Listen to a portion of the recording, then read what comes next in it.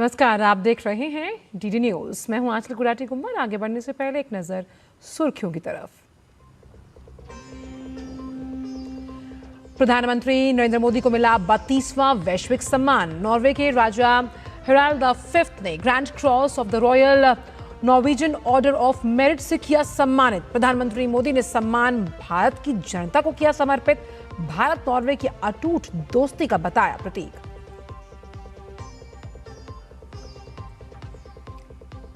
प्रधानमंत्री नरेंद्र मोदी ने ऑस्लो में नॉर्वे के पीएम के साथ की प्रतिनिधिमंडल स्तर की वार्ता। साझा बयान में यूक्रेन और पश्चिम एशिया में शांति के हर प्रयास का किया समर्थन।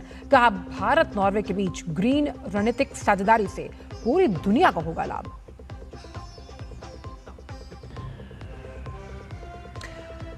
बंदूकों की गूंज खत्म, अब विकास की बारी। नक्सल मुक्त बस्तर में केंद्रीय गृह मंत्री शाह की बड़ी पहल। अब सुरक्षा शिविर बनेंगे जन सेवा केंद्र। कहा, अगले 5 सालों में एनडीए सरकार करेगी बस्तर के 6 दशकों के नुकसान की भरपाई। सड़क पर नमाज पढ़ने को लेकर उत्तर प्रदेश के सीएम योगी आदित्यनाथ की सख्त चेतावनी। कहा, सड़कें आवागमन के लिए, कानून का राज सबके लिए समान। संवाद से नहीं मानने वालों के खिलाफ कड़े तरीके अपनाएगी सरकार।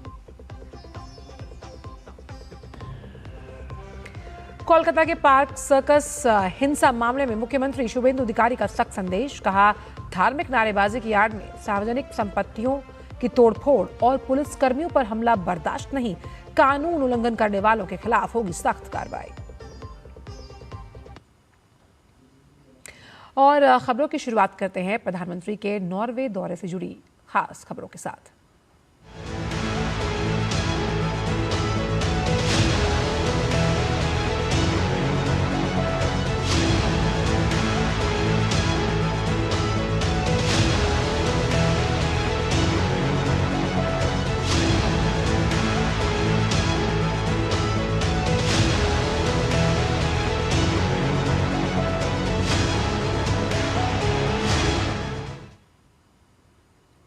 नॉर्वे की यात्रा पर पहुंचे प्रधानमंत्री नरेंद्र मोदी ने नॉर्वे के किंग हेराल्ड V से मुलाकात की। इस दौरान नॉर्वे के किंग ने प्रधानमंत्री मोदी को grand cross of the royal Norwegian order of merit से सम्मानित किया।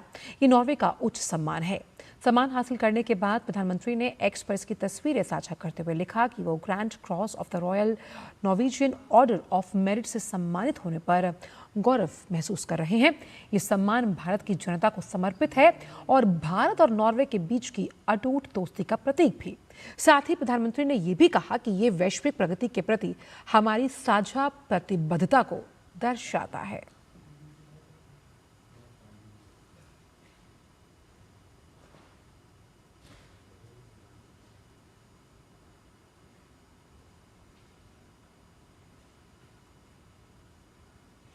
प्रधानमंत्री नरेंद्र मोदी अपनी 5 देशों की यात्रा के चौथे चरण में नॉर्वे में हैं। प्रधानमंत्री नरेंद्र मोदी और नॉर्वे के पीएम योनास गाhr स्टोरे के बीच ऑस्लो में प्रतिनिधिमंडल स्तर की वार्ता हुई। इस दौरान दोनों देशों के बीच कई अहम समझौते हुए। दोनों देशों के बीच ग्रीन पार्टनरशिप को लेकर भी समझौता हुआ। इसके अलावा दोनों प्रधानमंत्रियों ने भारत नॉर्वे रिश्तों में हुई प्रगति की समीक्षा की है। भारत और नॉर्वे के बीच एक अहम समझौता ग्रीन पार्टनरशिप को लेकर हुआ। प्रधानमंत्री नरेंद्र मोदी ने संयुक्त बयान के दौरान बताया कि ये नॉर्वे की तकनीक और भारत का कौशल मिलकर वैश्विक समाधान की दिशा में आगे बढ़ेंगे। हम भारत नॉर्वे संबंधों को एक ग्रीन स्ट्रेटेजिक पार्टनरशिप का स्वरूप दे रहे हैं। इस स्ट्रेटेजिक पार्टनरशिप से क्लीन एनर्जी से लेकर क्लाइमेट रेजिलियंस, ब्लू इकोनॉमी, उससे लेकर के ग्रीन शिपिंग, हर क्षेत्र में भारत की स्केल, स्पीड और टैलेंट को नॉर्वे की टेक्नोलॉजी और कैपिटल के साथ जोड़कर हमारी कंपनीज ग्लोबल सॉल्यूशंस डेवलप करेगी। इसके अलावा नौवहन सुरक्षा और क्षमता विकास के अलावा ऊर्जा, स्वास्थ्य, इंजीनियरिंग और साइबर के क्षेत्र में रिसर्च को लेकर भी दोनों देशों ने कई अहम समझौते किए हैं। इसरो और नॉर्वे स्पेस एजेंसी के बीच आज हो रहा एमओयू हमारे स्पेस कोऑपरेशन को भी नया आयाम देगा। इन सभी क्षेत्रों में गहरे सहयोग से हमारे साइंटिस्ट क्लाइमेट चेंज को समझने, फ्रेजाइल इकोसिस्टम को प्रोटेक्ट करने और ह्यूमन फ्यूचर को सिक्योर करने में योगदान देंगे। प्रतिनिधिमंडल स्तर की वार्ता के बाद दोनों नेताओं ने एक संयुक्त बयान भी दिया। इस मौके पर प्रधानमंत्री मोदी ने भारत यूरोप एफटीए को ऐतिहासिक बताया। भारत और यूरोप अपने संबंधों के एक नए स्वर्णिम युग में प्रवेश कर रहे हैं।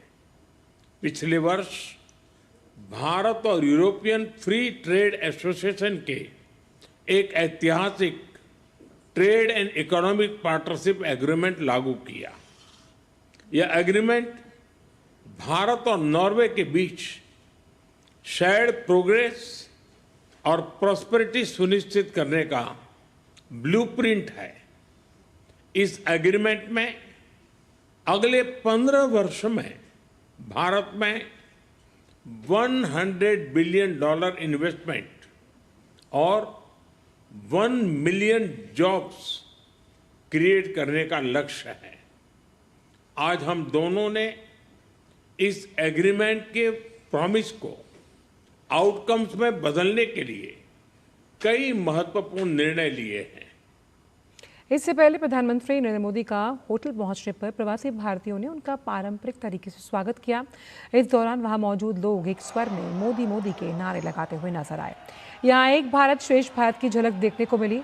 विविधता में एकता की पहचान के लिए बड़ी संख्या में युवा भारत के राज्यों की पोशाक में नजर आए। प्रधानमंत्री की मौजूदगी में भारत नॉर्वे के बीच संगीत की जुगलबंदी भी देखने को मिली। पारंपरिक आरती से प्रेरणा लेकर तैयार किए गए संगीत ने प्रधानमंत्री सहित सभी को मंत्रमुग्ध कर दिया। प्रधानमंत्री के स्वागत के लिए कलाकारों द्वारा भरतनाट्यम की प्रस्तुति की गई।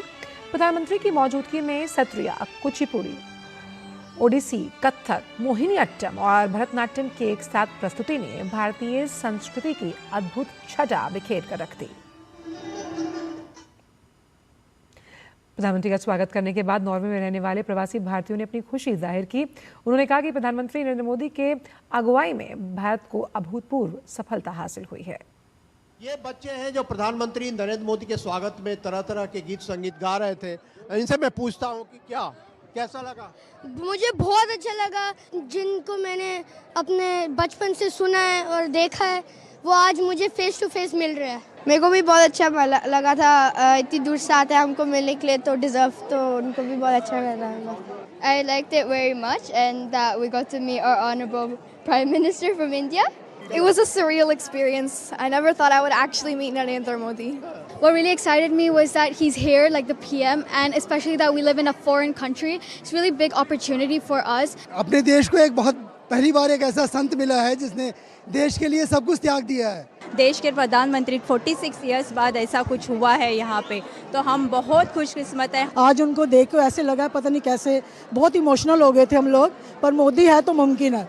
देश के लिए बहुत अच्छा काम कर रहे हैं। प्रधानमंत्री हो तो मोदी जैसे हो, क्योंकि जो उन्होंने किया अब तक किसी भी प्रधानमंत्री इतना नहीं किया जितना कि उन्होंने देश के लिए हमारे किया हुआ है। मैं लेके श्री राम जी का झंडा खड़ी तो उन्होंने उसे मेरे हाथ से ले लिया और उसका इतना सम्मान किया जो कि मैं बता नहीं सकती कि ये है हमारे जो धर्म के लिए, समाज के लिए, देश के लिए इतना कुछ करते हैं। सभी अपनी अपनी भावनाएं व्यक्त कर रहे हैं।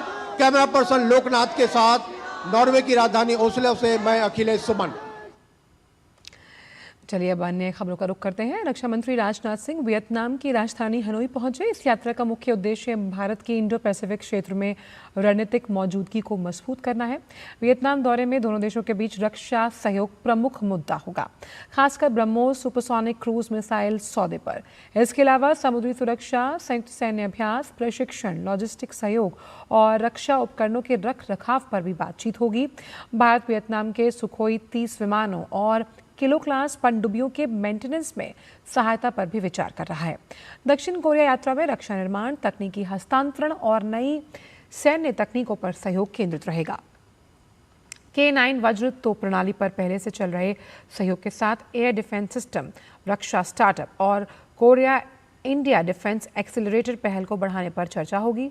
विशेषज्ञों के अनुसार ये दौरे भारत की एक्ट ईस्ट नीति और free, open and rules based Indo Pacific रणनीति को मजबूत करेंगे और चीन के बढ़ते प्रभाव के बीच सामरिक साझेदारी को बढ़ाएंगे।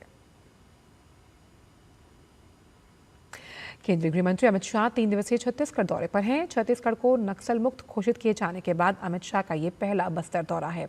अपने दौरे के दौरान गृह मंत्री बस्तर के नेतनार गांव पहुंचे, जहां उन्होंने वीर शहीद गुंडाधुर की प्रतिमा पर माल्यार्पण कर उन्हें श्रद्धांजलि अर्पित की। इस दौरान अमित शाह ने नेतनार गांव स्थित सीआरपीएफ सुरक्षा कैंप को जन सुविधा केंद्र के रूप में उसका शुभारंभ किया। इस अवसर पर अमित शाह ने इसे ऐतिहासिक दिन बताया। उन्होंने आश्वासन दिया कि मात्र 6 माह के भीतर इस जन सुविधा केंद्र का भरपूर लाभ आदिवासी नागरिकों को मिल पाएगा। आप सबके लिए और विशेष कर मेरे लिए बहुत ऐतिहासिक दिन है। मैं आपको भरोसा दिलाकर जाता हूं कि 6 ही माह में ये अभी एक सरकारी कार्यक्रम दिखता हुआ एक केंद्र यहां के आदिवासी भाई बहन और बच्चों से हरा भरा और हंसता खिलता दिखाई पड़ेगा। इस तरह से हम इसको प्रभावित करेंगे। अमित शाह ने कहा कि नक्सलवाद का संकल्प सिर्फ नक्सलवाद खत्म करना नहीं, बल्कि गरीब आदिवासियों के जीवन में शहरों जैसी सुविधाओं की उपलब्धता सुनिश्चित करना है। उन्होंने बताया कि इसी उद्देश्य के तहत नियत नेल्लानार योजना के माध्यम से सरकारी योजनाओं और विकास कार्यों का लाभ अब दूर दराज के गांवों तक पहुंचाया जा रहा है, जिससे आदिवासी क्षेत्रों में तेजी से विकास और बेहतर जीवन सुविधाएं सुनिश्चित हो पाए। नक्सलवाद का समाप्ति का संकल्प लिया गया, इसका उद्देश्य नक्सलवादियों को समाप्त करना नहीं था। उसका उद्देश्य इस क्षेत्र के गरीब आदिवासियों के जीवन में वो सभी सुविधाएं जो बड़े बड़े शहरों में होती है वो आपके बच्चों के लिए ला पाए, ये हमारा उद्देश्य था। और मुझे हर्ष है, नियत नेल्लानार के नाम से एक योजना चलाकर हर गांव में सस्ता अनाज की दुकान खोल रहे हैं, हर गांव में प्राथमिक स्कूल खोल रहे हैं। गृह मंत्री ने बताया कि हर महीना प्रति व्यक्ति प्रति माह 7 किलो चावल गरीबों को दिया जा रहा है। साथ ही 5 लाख तक के मुफ्त इलाज की सुविधा भी आदिवासी नागरिकों को मुहैया कराई जा रही है। हर गरीब को घर तक पीने का पानी पहुंचाने का काम हो रहा है। आधार कार्ड बन रहे हैं, राशन कार्ड बन रहे हैं। हर महीना प्रति व्यक्ति प्रति माह 7 किलो चावल गरीबों को दिया जाता है और 5 लाख तक का पूरा इलाज दिल्ली तक जहां भी जाना है वहां मुफ्त में करने का मोदी जी का योजना भी अब यहां तक पहुंच चुका है। केंद्रीय गृह मंत्री अमित शाह ने रायपुर के परेड ग्राउंड से आपात प्रतिक्रिया सेवा डायल 112 की 400 गाड़ियों को हरी झंडी दिखाई। नेक्स्ट जेन सीजी डायल 112 प्रदेश में तकनीक आधारित सुशासन की दिशा में एक अभिनव पहल है, जिसके माध्यम से पुलिस सेवा, दमकल सेवा, चिकित्सा से जुड़ी आपात सहायता, महिला हेल्पलाइन, चाइल्ड हेल्पलाइन, आपदा प्रबंधन सहायता और राजमार्ग आपात जैसी सेवाओं को एकीकृत मंच पर उपलब्ध करवाया जा रहा है। वक्त छोटे से ब्रेक का है, आप देखते रहिए डीडी न्यूज। यार कल सेंसस वाले आए थे, सारा प्रोसेस तो मोबाइल एप्लीकेशन से हो गया, ऑनलाइन डिजिटल था, लेकिन थोड़ा टाइम लग गया यार। अच्छा, टाइम लग गया? हाँ यार, लगता है मेरी बारी। हाँ हाँ, जा जा देख ले देख ले।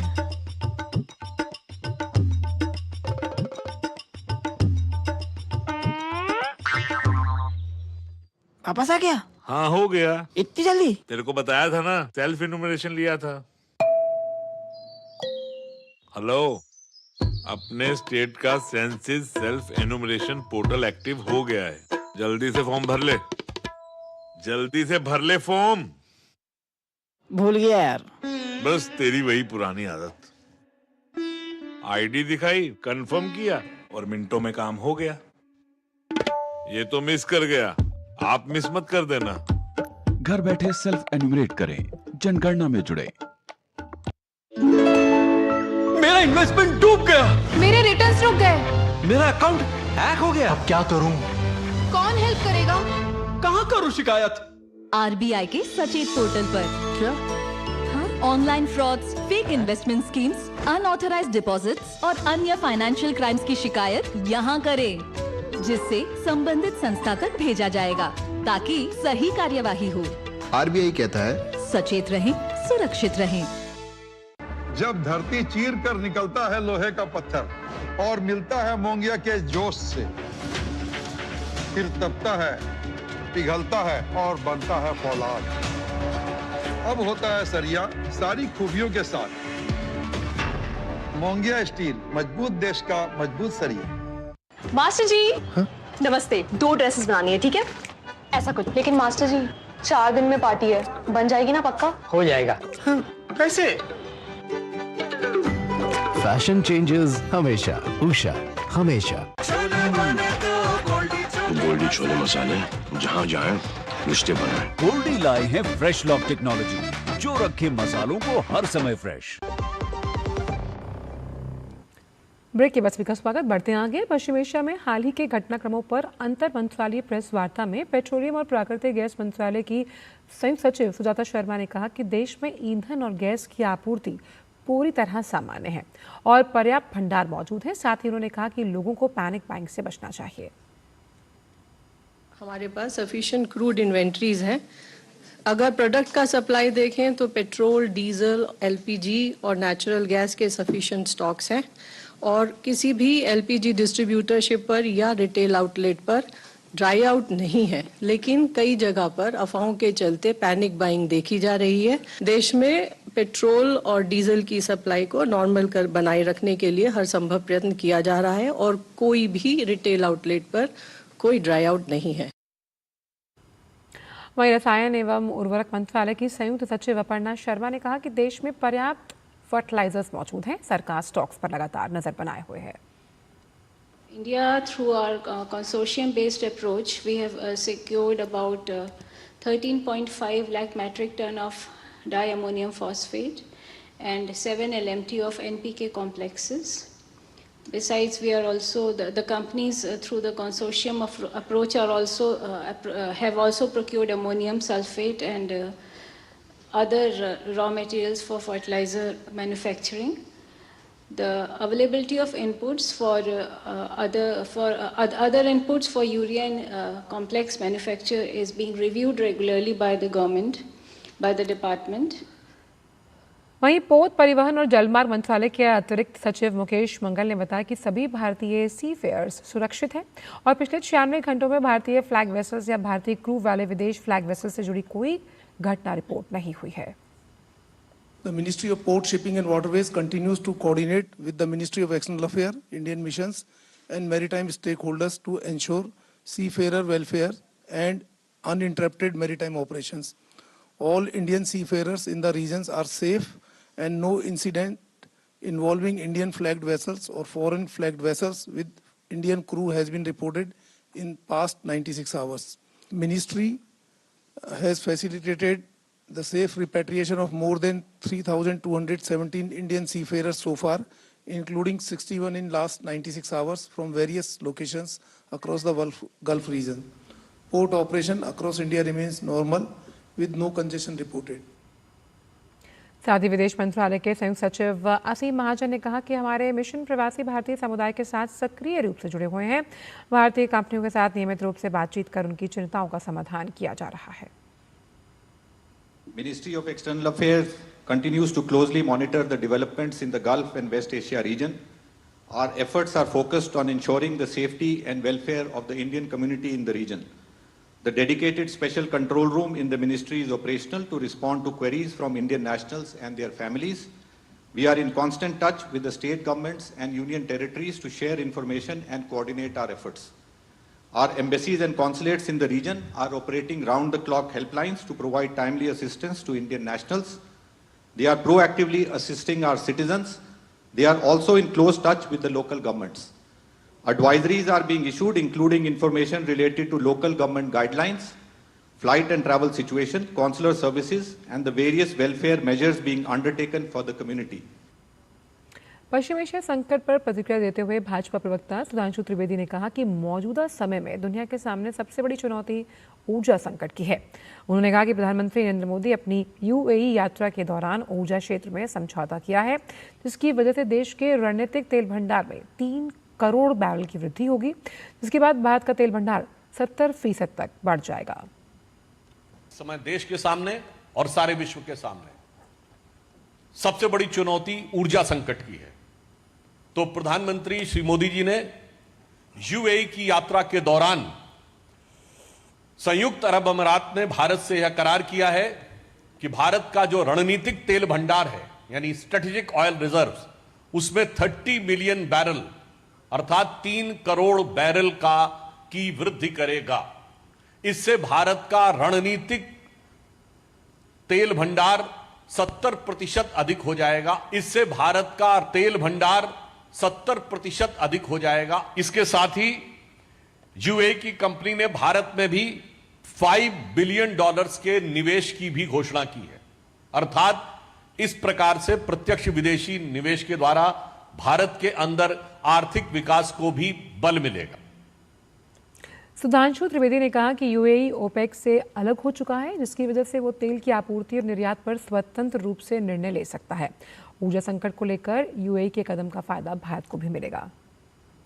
कि चूंकि संयुक्त अरब अमीरात ने अपने को ओपेक से अलग कर लिया है, तो इस कारण से वो अब अपने स्तर से स्वतंत्र रूप से पेट्रोलियम प्रोडक्ट्स के एक्सपोर्ट के बारे में वह निर्णय ले सकता है। यानी एक प्रकार से अब हम द्विपक्षीय स्तर पर यूएई के साथ बेहतर बात करके अपने ऊर्जा संकट का समाधान करने की स्थिति में हो सकते हैं।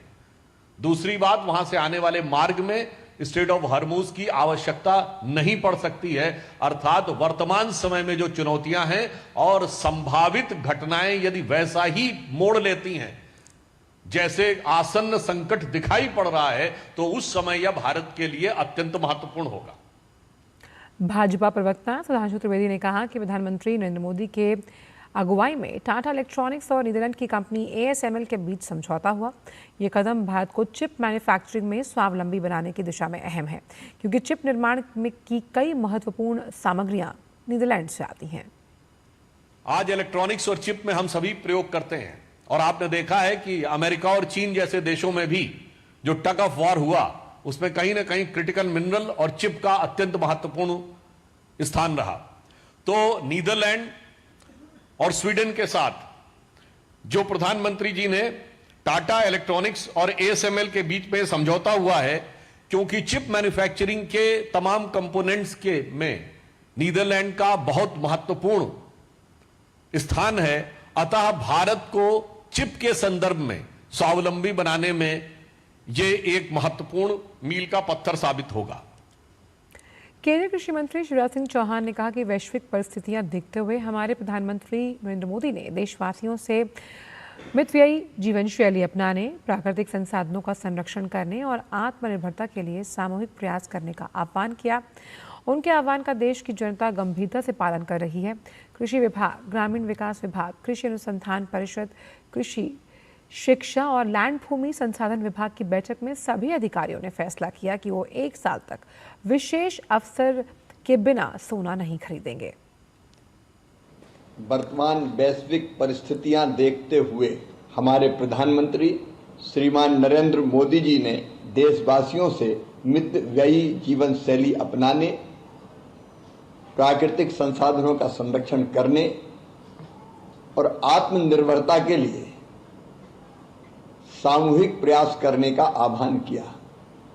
आज हमने अपने अधिकारियों के साथ बैठक की।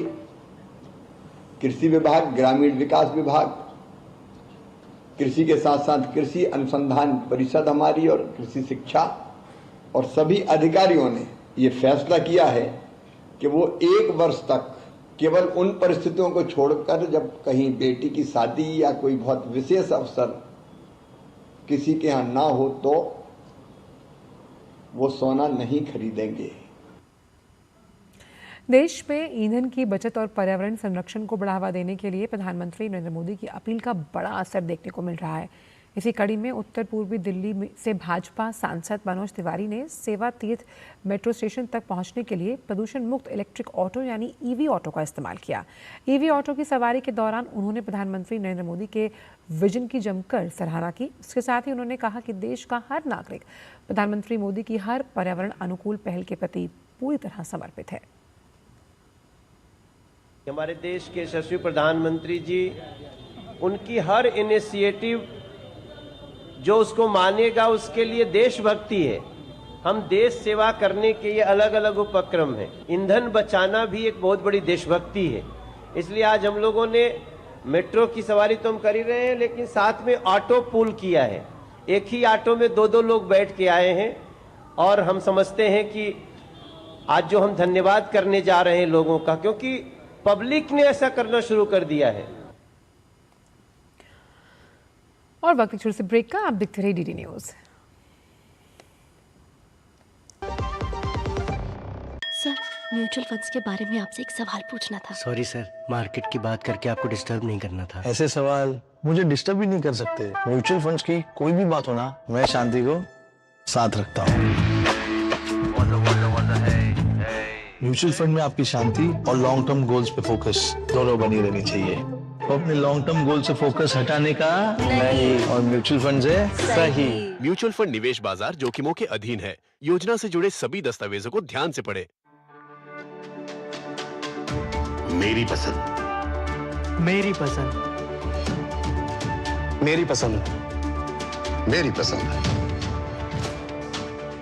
हमारी पसंद, हम सबकी पसंद। मजबूत देश का मजबूत सरिया मोंगिया स्टील। मास्टर जी नमस्ते, 2 ड्रेसेस बनानी है, ठीक है? ऐसा कुछ, लेकिन मास्टर जी 4 दिन में पार्टी है, बन जाएगी ना पक्का? हो जाएगा। कैसे? फैशन चेंजेस हमेशा, उषा हमेशा। बीमारी उम्र देखकर नहीं आती, इसलिए हेल्थ इंश्योरेंस बहुत जरूरी है। पॉलिसी बाजार ऐप पर 1 करोड़ का हेल्थ इंश्योरेंस सिर्फ 550 रुपए महीने से शुरू। गोल्डी छोले मसाले, जहाँ जाए रिश्ते बनाए। गोल्डी लाए हैं फ्रेश लॉक टेक्नोलॉजी, जो रखे मसालों को हर समय फ्रेश। ब्रेक के बाद का स्वागत। बढ़ते आगे, बीजेपी के राष्ट्रीय अध्यक्ष नितिन नवीन ओडिशा के 2 दिवसीय दौरे पर हैं। ओडिशा दौरे पर पहुंचे राष्ट्रीय अध्यक्ष नितिन नवीन ने कई संगठन से जुड़े कार्यक्रमों में हिस्सा लिया। राष्ट्रीय अध्यक्ष बनने के बाद ये उनका पहला ओडिशा दौरा है। राष्ट्रीय अध्यक्ष नितिन नवीन ने IIT के पास AIPH यूनिवर्सिटी परिसर में आयोजित पंडित दीनदयाल प्रशिक्षण महाअभियान 2026 शिविर का उद्घाटन किया। इस दौरान नितिन नवीन ने पार्टी कार्यकर्ताओं से बातचीत की, उन्हें संबोधित किया। उन्होंने कार्यक्रम स्थल पर लगी फोटो प्रदर्शनी का भी उद्घाटन किया। कार्यक्रम में ओडिशा के मुख्यमंत्री मोहन चरण मांझी और प्रदेश बीजेपी अध्यक्ष मनमोहन सामल भी मौजूद रहे। लखनऊ में कैबिनेट बैठक में आज कई बड़े और जनहित से जुड़े फैसलों को मंजूरी मिली। सबसे अहम फैसला पंचायत चुनाव में ओबीसी आरक्षण तय करने के लिए समर्पित पिछड़ा वर्ग आयोग के गठन को मंजूरी दी गई। ये आयोग पंचायत स्तर पर पिछड़े वर्ग की हिस्सेदारी का अध्ययन कर नई आरक्षण व्यवस्था का आधार तैयार करेगा। कैबिनेट में लखनऊ का मेट्रो विस्तारीकरण जो है उसको भी नई सौगात मिली है। चारबाग के बसंत कुंज तक ईस्ट वेस्ट मेट्रो कॉरिडोर के लिए MOU को मंजूरी मिल गई। इससे राजधानी लखनऊ के दक्षिणी हिस्सों को बेहतर कनेक्टिविटी मिलेगी और शहर का सार्वजनिक परिवहन और मजबूत होगा। वहीं पशु चिकित्सा के छात्रों के लिए भी सरकार ने बड़ा फैसला लिया। इंटर्नशिप के दौरान मिलने वाला भत्ता अब 4,000 से बढ़ाकर 12,000 कर दिया गया। इससे जो वेटनरी वाले छात्र हैं उन्हें आर्थिक राहत मिलेगी। स्वास्थ्य क्षेत्र में भी बड़े फैसले लिए गए।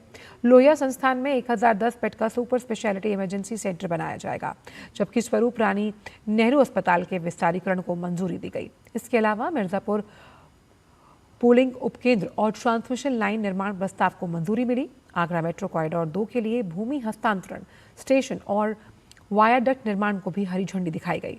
साथ ही कैबिनेट ने यूपी जन मृत्यु पंजीकरण नियमावली 2026 लागू करने, यूपी लोक सेवा आयोग संशोधन विनियमन 2026 को मंजूरी देने और प्रतिभूति संबंधी 2007 की अधिसूचना में संशोधन का भी फैसला लिया है।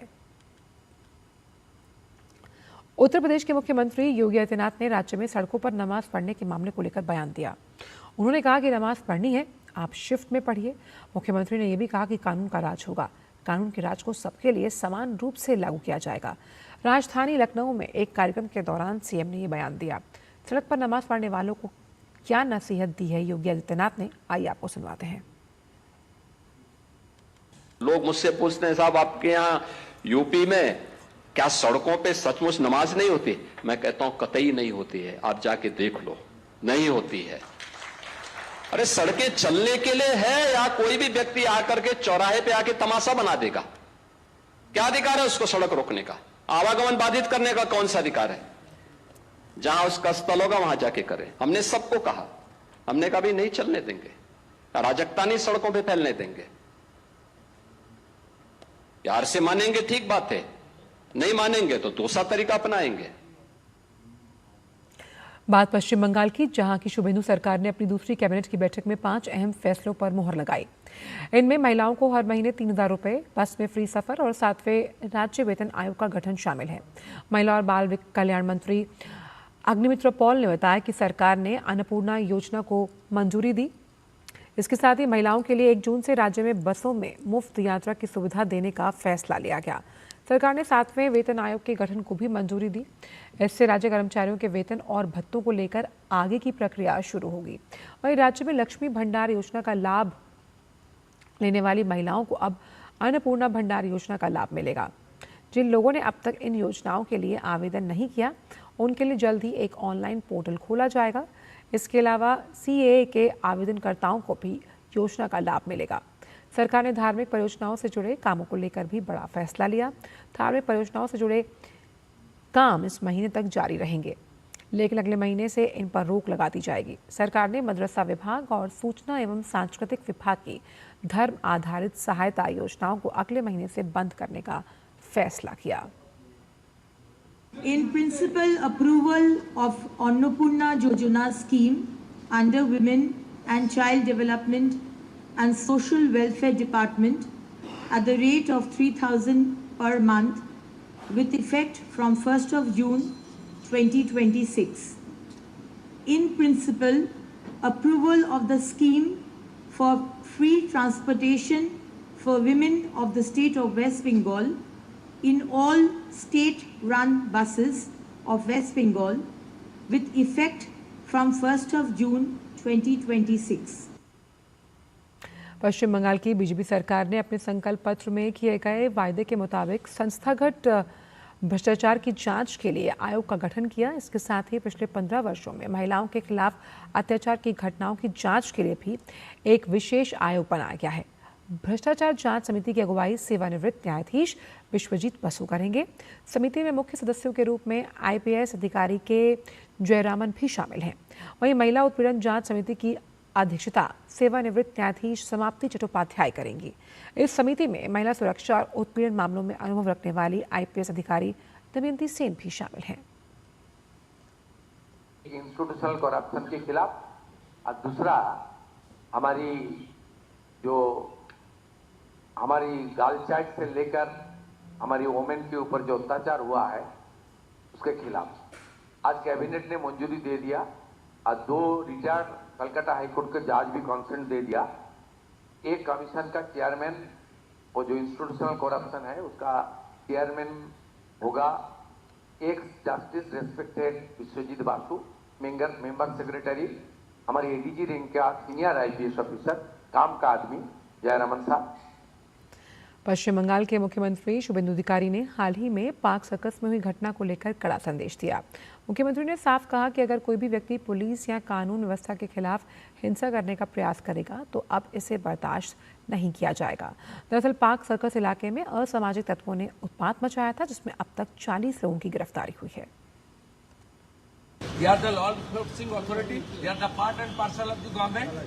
पुलिस लोग इंजर्ड होगा और पुलिस मंत्री AC रूम में बैठ के देखेगा, ये सब दिन होती पास्ट इज पास्ट, छोड़ दीजिए। अभी गुंडागर्दी बंगाल में खत्म, 0 टॉलरेंस। मैं ऑन स्पॉट आकर उनको साथ मुलाकात किया, नहीं बुला के बात किया।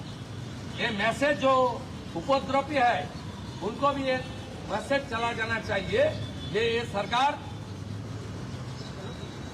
आपने कार्रवाई करेगा कि सरकार देखना है सोचना है में नहीं, हाथ में पत्थर उठाना, पत्थरबाजी करना और रिलीजियस नारा के साथ गुंडागर्दी करना, ये बंगाल में नहीं होगा, नहीं होगा, नहीं होगा।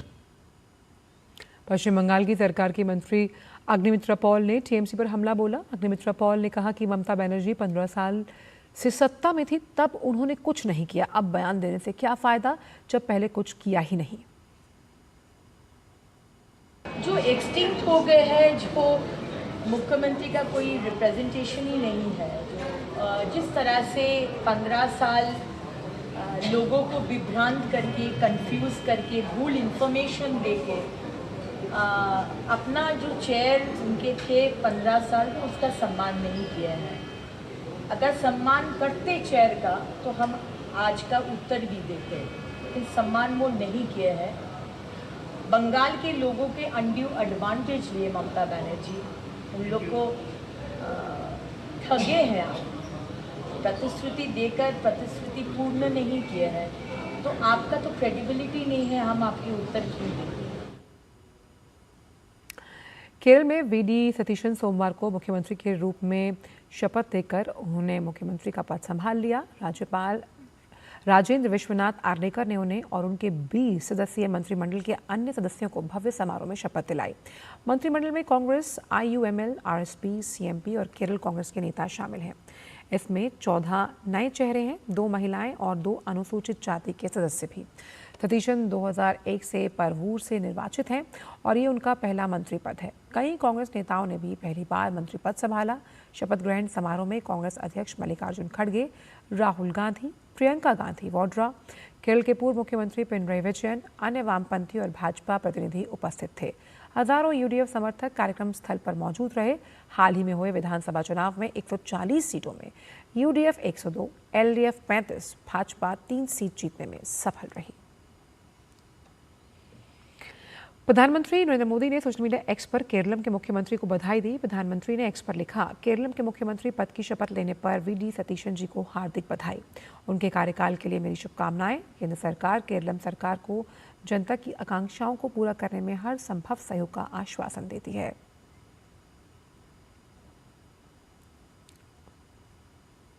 वक्त छोटे से ब्रेक का है।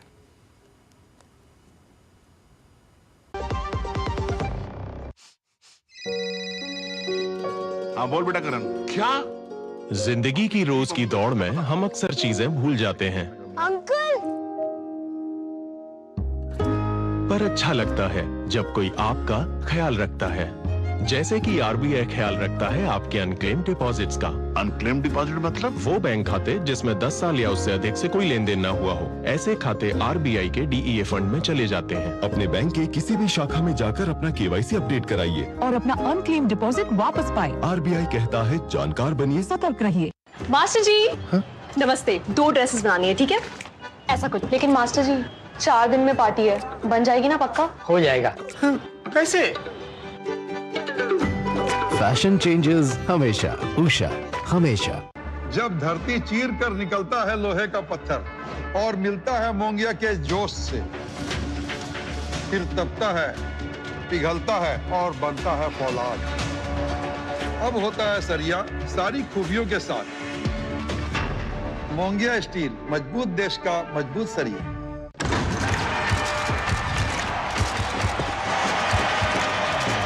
क्रिकेट हो या म्यूचुअल फंड्स, सही फोकस है सबसे जरूरी। आप खुश हैं कि नहीं? मार्केट ट्रेंड के बाद शोर को म्यूट करके अपने इन्वेस्टमेंट्स में डटे रहने में ही समझदारी है, क्योंकि म्यूचुअल फंड्स सही है। म्यूचुअल फंड निवेश बाजार जोखिमों के अधीन है। योजना से जुड़े सभी दस्तावेजों को ध्यान से पढ़ें। गोल्डी छोले मसाले, जहाँ जाए रिश्ते बनाए। गोल्डी लाए हैं फ्रेश लॉक टेक्नोलॉजी, जो रखे मसालों को हर समय फ्रेश। के बाद का स्वागत। बढ़ते आगे। दिल्ली के भारत मंडपम में आयोजित होने जा रहे भारतीय व्यापार महोत्सव की वेबसाइट का शुभारंभ केंद्रीय वाणिज्य और उद्योग मंत्री पीयूष गोयल ने किया। Confederation of all India traders और आईटीपीओ की ये संयुक्त पहल देश के व्यापार, एमएसएमई, महिला उद्यमियों, स्टार्टअप्स और युवाओं को एक सशक्त मंच प्रदान करने की दिशा में महत्वपूर्ण कदम मानी जा रही है। ये महोत्सव केवल व्यापारिक गतिविधियों तक सीमित नहीं होगा, बल्कि भारत के स्थानीय उत्पाद पारंपरिक उद्योग नवाचार और उद्यमशीलता की क्षमता को वैश्विक पहचान दिलाने का माध्यम बनेगा। Vocal for local, local to global की परिकल्पना को साकार करने के उद्देश्य से यह आयोजन देश भर के व्यापारी, उद्योग उद्यमियों को बाजार, नेटवर्किंग और निवेश के नए अवसर उपलब्ध करवाएगा। केंद्रीय मंत्री ने कहा, प्रधानमंत्री नरेंद्र मोदी की अगुवाई में स्वदेशी आत्मनिर्भरता और मेक इन इंडिया का संकल्प आज एक व्यापक जन आंदोलन का रूप ले चुका है। जिस उद्देश्य के साथ इस कार्यक्रम को आज शुरुआत कर रहे हैं, स्वदेशी वाणिज्य बढ़े, देश विदेश में भारत का बना हुआ सामान, भारत से दी हुई सेवाएं और अधिक तेजी से आगे बढ़े। विकसित भारत 2047 जो माननीय प्रधानमंत्री जी ने हम सबको प्रोत्साहित किया है, भारत के लोगों में जो आज उत्साह है, जिस प्रकार से पूरा देश 140 करोड़ लोग एकत्र हुए हैं, मुझे लगता है कि कोई ताकत दुनिया की ना हमें रोक पाएगी, ना हमारे को थम पाएगी। संचार भवन में e mission coffee of Nagaland launch किया गया। इस मौके पर केंद्रीय पूर्वोत्तर क्षेत्र विकास मंत्री ज्योतिरादित्य सिंधिया और नागालैंड के मुख्यमंत्री नेफ्यू रियो के साथ पूर्वोत्तर मामलों के सचिव और अधिकारी मौजूद रहे। दरअसल केंद्रीय मंत्री ज्योतिरादित्य सिंधिया ने नागालैंड के कॉफी को राज्य के एक प्रमुख विशिष्ट उत्पाद के रूप में मान्यता दी। केंद्रीय मंत्री नागालैंड की विशेष अरेबिका और रोबस्टा कॉफी को अंतर्राष्ट्रीय स्तर पर बढ़ावा देने और इसके उत्पादन, मूल्य संवर्धन और ब्रांडिंग का सक्रिय रूप से समर्थन कर रहे हैं। दरअसल नागालैंड के अनुकूल जलवायु और जैव विविधता के कारण यहाँ की कॉफी को विश्व स्तरीय माना गया है। उत्पादन में इजाफा करने, पर्यटन को बढ़ावा देने के लिहाज से केंद्रीय मंत्री ने नागालैंड में 174 करोड़ रुपयों का निवेश किया।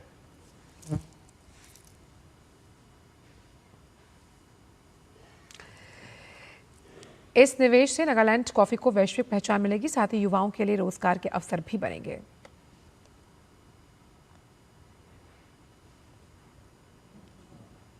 So this 175 crore project is not only a whole of government approach, but it's a whole of India approach. Therefore, all hands are on deck to ensure that we not only increase the yield of farmers in Nagaland from the current 200 to 250 to almost about 800, but also get a greater degree of the value chain, of which consists of close to 2,500 to 3,000 rupees a kilo.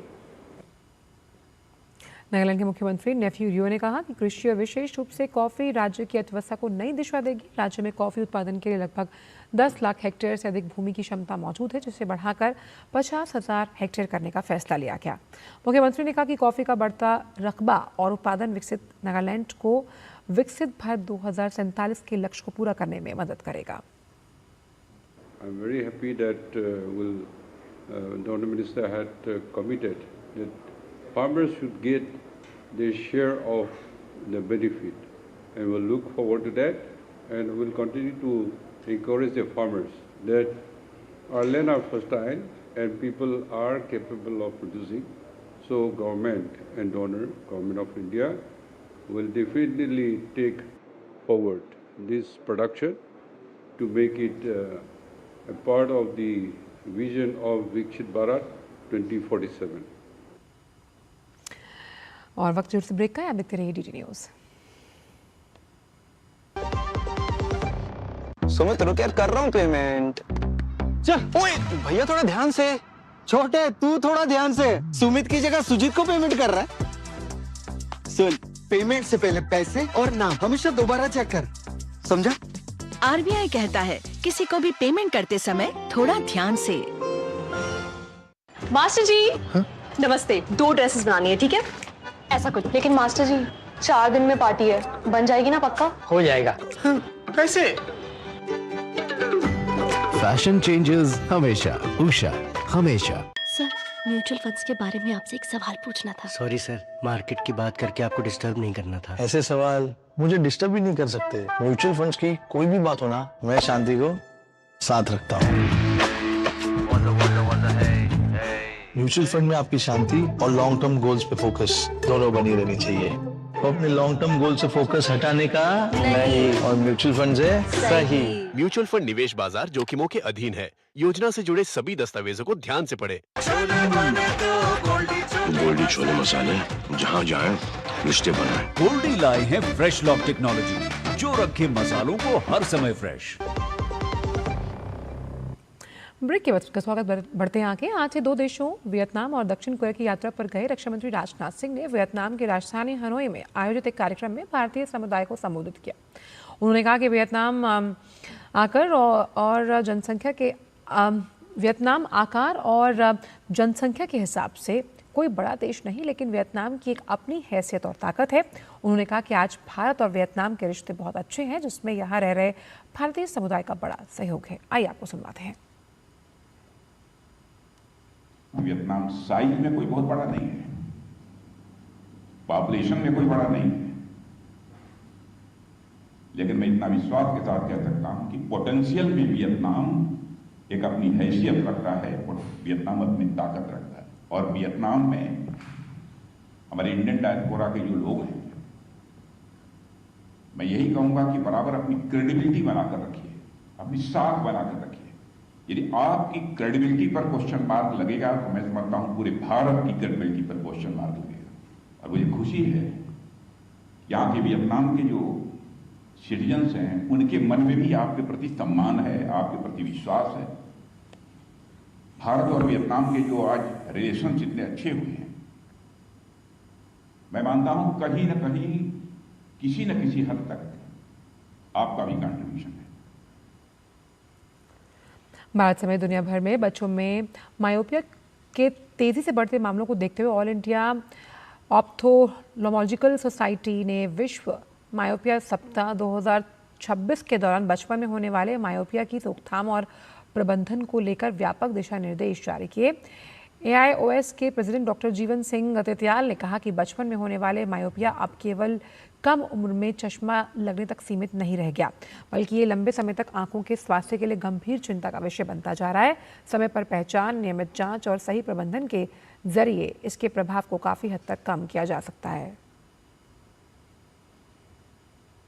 जो ये हमारा 2.0 guideline जो हमने myopia management के ऊपर निकाला है, basically ये है तो फिजिशियंस के लिए है, फिजिशियन में भी जो पीडियाट्रिक ऑप्थोलमोलॉजिस्ट है उनके लिए है कि हमें कैसे उनको अप्रोच करना चाहिए और कैसे इसका इम्प्लीमेंटेशन करना चाहिए।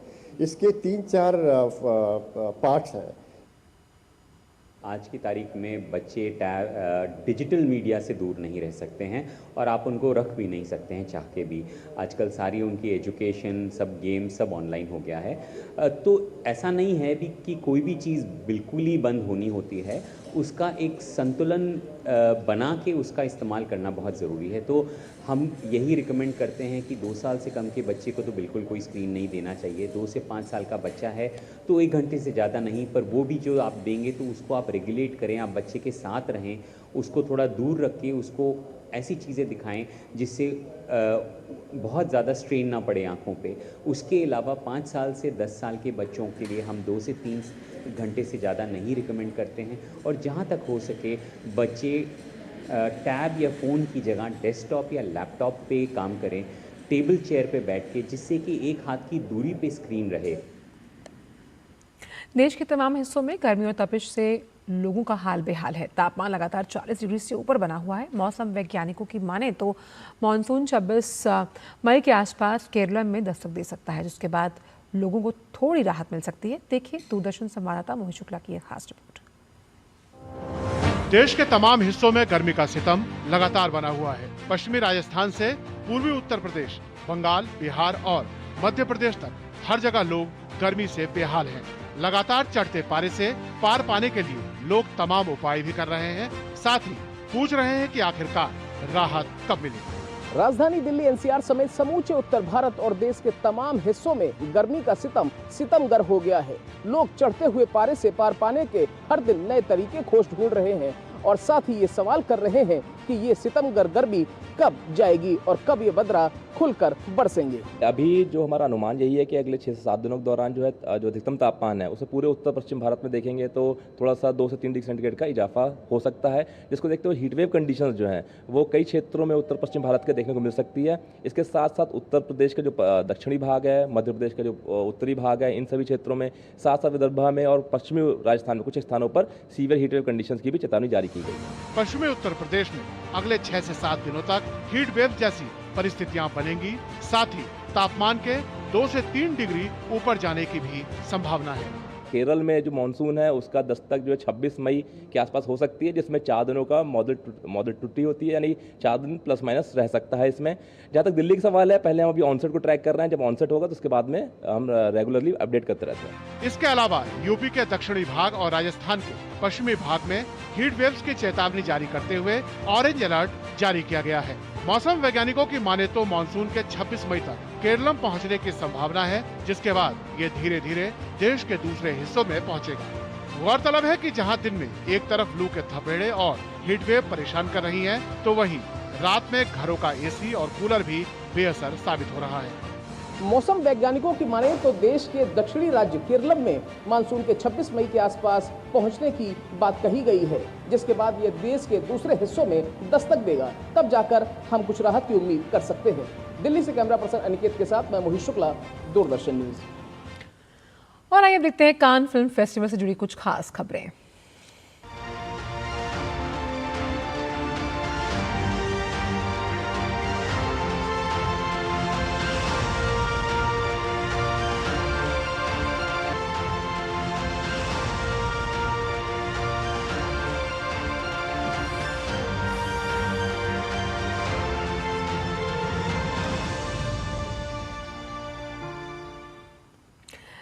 बिना हाथों में क्रिकेट खेलकर लाखों युवाओं को प्रेरित करने वाले Jammu Kashmir para cricket team के कप्तान आमिर हुसैन लोन का जीवन अब बड़े पर्दे पर आने जा रहा है। उनकी बायोपिक फिल्म अनआर्म्ड सोल्जर की घोषणा कान फिल्म फेस्टिवल के दौरान की गई, जिसने वैश्विक स्तर पर लोगों का ध्यान खींचा। आमिर हुसैन लोन से हमारी सहयोगी जया सना ने खास बात की है, आइए आपको सुनवाते हैं। सिनेमा में वो ताकत है जो असल कहानियों के जरिए हम सभी के जीवन को बदल सकती है। ऐसी ही कहानी आज मेरे साथ है। जम्मू कश्मीर के para athlete Aamir Hussain loan आजकल काफी सुर्खियों में है। सुर्खियों में इसलिए क्योंकि उनके अंदर है कभी ना हार मानने वाला जज्बा। आमिर, सबसे पहले आपसे जानना चाहेंगे कि आज आमिर काफी सुर्खियों में है, लेकिन इसके पीछे एक लंबा संघर्ष है। महज 8 साल की उम्र में आपके साथ जो हादसा हुआ, उससे ना हार मानते हुए आज आप इस मुकाम पर पहुंचे हैं, थोड़ा बताइए। मैं बहुत मुश्किलात उठाने पड़े जब 8 साल की उम्र में एक्सीडेंट हुआ, लेकिन उसके बाद भी मैं डटा रहा, अपने आप को मजबूत किया और कभी मैं ये नहीं सोचा था मैं यहाँ तक इन मुकाम पर पहुँचूँ, लेकिन ये कभी मैंने जहन में नहीं सोचा था, लेकिन आज इस मुकाम पर हूँ। लेकिन इसके पीछे बहुत स्ट्रगल है और वो मेहनत है, वो सपना है जो मैंने अपने जहन में लेकर ये किया कि मैं एक दिन, ऐसा भी एक दिन आएगा जब मैं अपने देश को रिप्रेजेंट करूं, मैं क्रिकेटर बनूं। सचिन तेंदुलकर इनके क्रिकेट से प्रभावित हुए और इन्हें हौसला अफजाई की और इनकी जर्सी पहनी, वो एक बहुत ही खास लम्हा था। और यस मैम, वो बहुत एक इमोशनल मोमेंट है मेरे लिए और आज भी मैंने वही जर्सी पहनी, तो ये मेरा फेवरेट 10 नंबर है और सचिन सर की जर्सी है। और जब भी अच्छा मूवमेंट होता है तो उस वक्त मैं इसको पहन लेता हूँ, क्योंकि यहाँ से मैंने शुरुआत की कि मैं अपने देश को रिप्रेजेंट करूँ। यही सपना लेकर के एक दिन ऐसा आया कि मैं क्रिकेटर बनूँ।